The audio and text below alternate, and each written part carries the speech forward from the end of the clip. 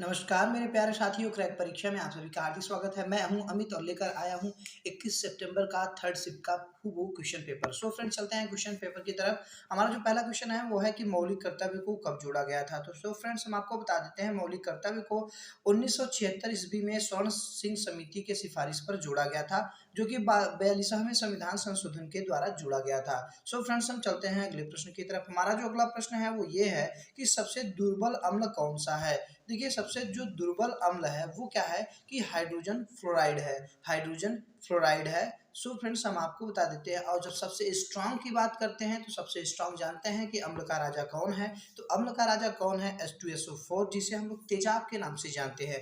H2SO4, जिसे हम तेजाब के नाम से जानते हैं। इसके बाद जो होता है, अगर देखा जाए तो HNO3 होता है। HNO3 नाइट्रिक एसिड होती है। सो फ्रेंड्स, हम चलते हैं अगले प्रश्न की तरफ। हमारा जो अगला प्रश्न है वो ये है कि लैक्टिक अम्ल में कितने कार्बन होते हैं। देखिए, जो लैक्टिक अम्ल होता है, जब हम लोग रनिंग करते हैं, जब हम लोग दौड़ते हैं, तो बिना मतलब कि अनाक्सी जो प्रक्रिया होती है, यानी कि बिना ऑक्सीजन के जो ऑक्सीकरण होता है, या हम लोग सांस लेते हैं या फिर हम लोग दौड़ते हैं तो ऑक्सीजन बहुत कम रहता है, तो हम लोग में लैक्टिक अम्ल जम हो जाता है, जिससे थकान हो जाती है।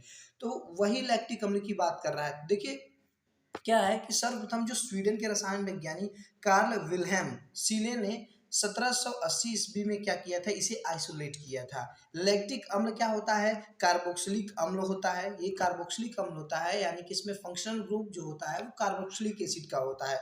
जो अणुसूत्र की बात किया जाए तो C3H6O3 है इसका अणुसूत्र। तो इसमें कार्बन कितना है? 3 है, यानी कि जो कार्बन है वो 3 है। तो लैक्टिक अम्ल के लिए कितने कार्बन हुए? तो 3 कार्बन हुए। सो फ्रेंड्स, हम चलते हैं अगले प्रश्न की तरफ। हमारा जो अगला प्रश्न है वो ये है कि ये कह रहा है कि गंगा नदी जो है, गंगा नदी किस राज्य से होकर नहीं गुजरती। सो फ्रेंड्स, आप बस ये जान लीजिए कि गंगा नदी किस किस राज्य से होकर गुजरती है, और ऑप्शन में जो दिया रहेगा उसके अकॉर्डिंग आप करेक्ट मानेंगे। देखिए, जो गंगा नदी है वो उत्तराखंड से निकलती है, फिर उत्तर प्रदेश में, फिर बिहार में, फिर झारखंड और पश्चिम बंगाल से होते हुए बंगाल की खाड़ी में गिर जाती हैं। वो बांग्लादेश में जाती हैं, तो वो हाँ, इसीलिए उसे बाउंड्री देश कहते हैं। मतलब ये बाउंड्री नदी है जो कि भारत से फिर बांग्लादेश में जाती है। तो उसे नहीं, हम अपने भारत के राज्य की बात कर रहे हैं।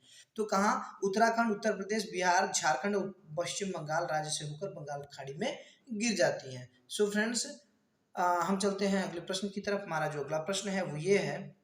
और हाँ, एक बात और हम आपको बता दें, जो गंगा नदी की जो लंबाई है वो टोटल है 2525। इसकी ट्रिक है 25-25, यानी कि 2525 किलोमीटर इसकी लंबाई है, जो भारत की नदियों में सबसे लंबी है। सो फ्रेंड्स, हम चलते हैं अगले प्रश्न की तरफ। हमारा जो अगला प्रश्न है वो ये है कि आवर्त सारणी में किसका जो परमाणु क्रमांक है वो 30 है, यानी कि जो पीरियोडिक टेबल है उसमें किसका एटॉमिक नंबर जो 30 है। तो हम आपको बता दें, जो 30 है उस एलिमेंट है वो जिंक है। क्या है? जिंक है। Zn इसका सिंबल है, और उसका जो एटॉमिक नंबर है वो तो 30 है ही। और ये क्या है? एलिमेंट है। कौन सा है? एलिमेंट है। जिंक क्या है? मेटल एलिमेंट है। और हम आपको बता देते हैं फ्रेंड्स, इसका देखिए, परमाणु क्रमांक के बराबर ही क्या होता है? उसका नंबर ऑफ प्रोटॉन होता है, उसका नंबर ऑफ इलेक्ट्रॉन होता है। और जो एटॉमिक वेट होता है वो नंबर ऑफ प्रोटॉन, वो क्या होता है? Number of proton plus number of neutron मिला के उसका वेट होता है एटॉमिक वेट। सो फ्रेंड्स, हम चलते हैं अगले प्रश्न की तरफ। हमारा जो अगला प्रश्न है वो ये है कि कह रहा है कि पुरुषों में जो वृषण होता है, वृषण, वो शरीर के बाहर क्यों होता है। सो फ्रेंड्स, हम आपको ये बता देते हैं कि वृषण के अंदर शुक्राणुओं के जो परिपक्वन के लिए, यानी कि परिपक्वन की मतलब कि उसको बनने के लिए शरीर से 2 से 3 डिग्री सेल्सियस शरीर के तापमान से कम होना चाहिए, उसे उसके परिपक्वन के लिए, यानी एडल्टनेस के लिए। सो इसीलिए शरीर का जो तापमान होता है 37 डिग्री सेल्सियस होता है, और जो वो तैयार जो होता है वो 35 डिग्री सेल्सियस पे तैयार होता है। तो शरीर का ताप से कितना होता है? 2 से 3 डिग्री सेल्सियस से कम की आवश्यकता होती है। इसीलिए क्या होता है? वो शरीर से बाहर होती है, जिससे 2 डिग्री सेल्सियस या 3 डिग्री सेल्सियस कम हो जाती है। सो फ्रेंड्स, हम चलते हैं अगले प्रश्न की तरफ। हमारा जो अगला प्रश्न है वो ये है कि एंटोमोफिली परागकण किसके द्वारा होता है। तो एरियल होता है। एरियल नहीं कि वायु के द्वारा होता है। और हमारा जो अगला प्रश्न है वो ये है कि कह रहा है कि ग्राम पंचायतों का जो संगठन है किस अनुच्छेद में है। तो आप लोग जानते हैं ये क्वेश्चन बार बार आया कि भारतीय संविधान के अनुच्छेद 40 में राज्यों को पंचायतों के गठन का निर्देश दिया गया है।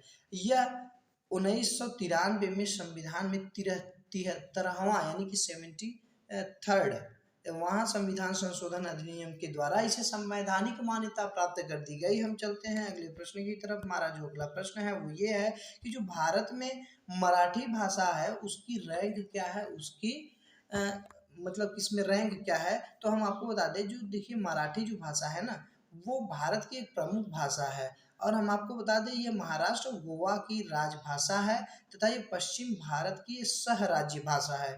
हम आपको ये भी बता दें फ्रेंड्स कि जो मातृभाषा के संख्या के आधार पर अगर देखा जाए तो जो मराठी है वो विश्व में 10वां रैंक है और अगर भारत की बात किया जाए तो ये तीसरा स्थान है। इसे बोलने वालों की संख्या लगभग 10 करोड़ है। सो फ्रेंड्स हम चलते हैं अगले प्रश्न की तरफ। हमारा जो अगला प्रश्न है वो ये है कि राजकोषीय नीति का नियमन कौन करता है। तो हम आपको बता दें राजकोषीय नीति का जो नियमन करता है वो वित्त मंत्रालय द्वारा बजट के माध्यम से किया जाता है। फ्रेंड्स हम आपको ये भी बता देते हैं कि जो राजकोषीय नीति है वो वित्त मंत्री वर्ष में एक बार बजट के माध्यम से प्रस्तुत करता है। सो फ्रेंड्स हम चलते हैं अगले प्रश्न की तरफ। हमारा जो अगला प्रश्न ये है कि क्रिकेट में लगातार 2 वर्ष प्लेयर ऑफ द ईयर का खिताब किस महिला खिलाड़ी ने जीता है। तो हम आपको बता दें फ्रेंड्स स्मृति मंदाना।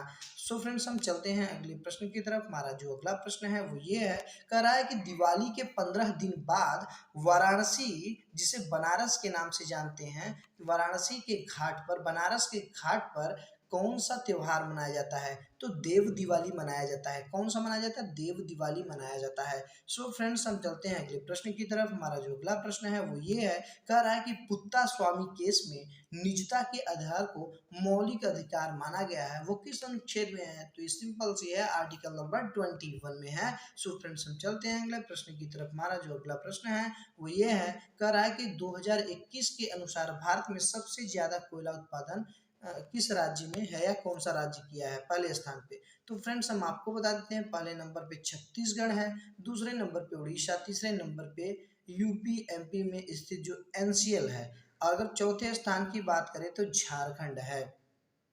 फ्रेंड्स हम चलते हैं अगले प्रश्न की तरफ। हमारा जो अगला प्रश्न है वो ये है कि कह रहा है कि भाषा अधिनियम कब लागू हुआ। तो 1963 में क्या हुआ, भाषा अधिनियम लागू हुआ। और हम अगले प्रश्न की बात करें तो नगर पालिका में कह रहा है, नगर पालिका क्षेत्र में एल्डरमैन कौन होता है। तो एल्डरमैन जो होता है वो निर्वाचित होकर आता है, जो निर्वाचित होकर आता है वही एल्डरमैन होता है। सो फ्रेंड्स हम चलते हैं अगले प्रश्न की तरफ। हमारा जो अगला प्रश्न है वो ये है कि नगर पंचायत जो होता है, नगर पालिका पंचायत या नगर पंचायत में ग्राम सभा का गठन किसके लिए किया जाता है। तो सभी वयस्क मताधिकार नागरिकों के लिए किया जाता है। अब चलते हैं अगले प्रश्न की तरफ। हमारा जो अगला प्रश्न है वो ये है, कह रहा है कि व्हाट्सएप में यूपीआई पेमेंट कब से शुरू किया गया।